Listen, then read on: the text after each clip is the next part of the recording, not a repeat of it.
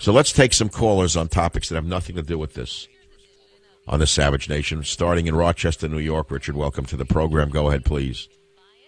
Dr. Savage, I eat a lot of wild game, wild fish, almost exclusively, and I always boil it. I never fry it.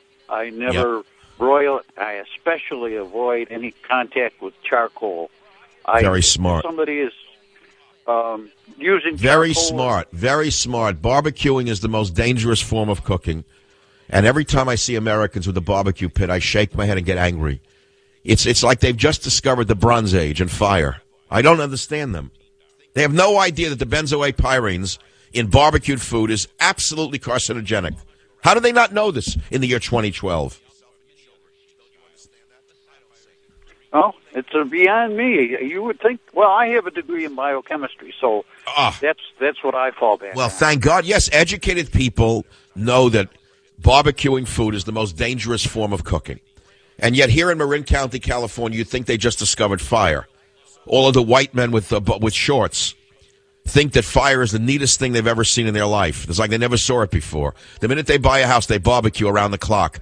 And I want to say, sir, you're killing yourself and your children. Don't you understand that? I don't say anything. One neighbor died of stomach cancer a few years ago. The wife finally sealed up the barbecue grill that he had on the deck.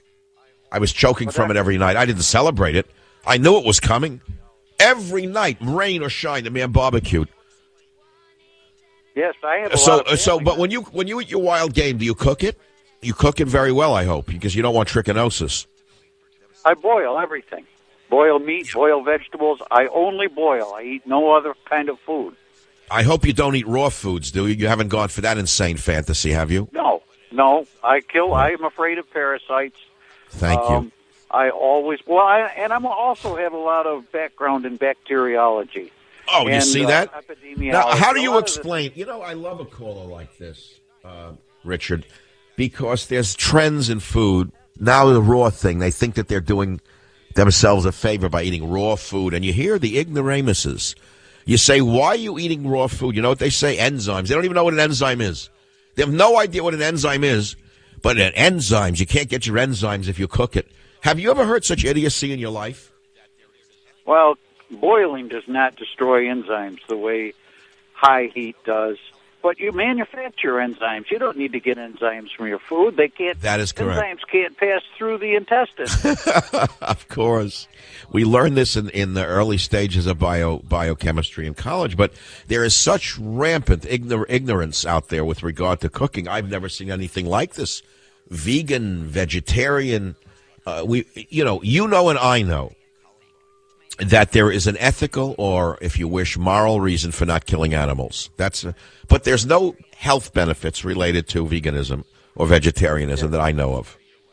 I love to hunt, and I have to admit, I am an adrenaline junkie, and but I eat everything I kill. No, I have no comment on that. I mean, people who get frightened when they hear that. They'll start thinking you're ready to go to Columbine, But they don't understand that every hunter goes crazy with a rifle. I don't. Look, come on, Richard. I told the story 100 times on the show if I told it once. When I was a mere lad in high school, Jamaica High School, Queens, New York, late 50s, I was on the rifle team.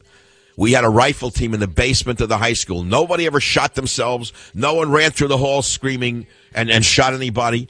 There were no drugs in those days. There was no insanity. The insanity level was like 1% compared to 100% today. They didn't have the psychoactive drugs they put kids on today. Nobody shot themselves with rifles in high schools then. And all of our teachers were ex-military. They were all men, all Korean War veterans. It was a pleasure to go down there because I used to get so bored in the classroom that the smell of gunpowder was refreshing. Oh, when I was in high school, we had a pistol team over here at Kodak Park. And the kids in high school could go over there and shoot in the pistol range. Yeah, well, the ninnies took over the country, didn't they? The degenerate ninnies took over America and destroyed everything. This too shall pass. There will be a reaction. The day will come. They will have their day of reckoning for what they've done to this country. The wreckage will be repaired, they will pay for what they've done to this country. We're getting a lot of calls now on nutrition, which couldn't be more boring. No, really, I mean, I don't know if I can.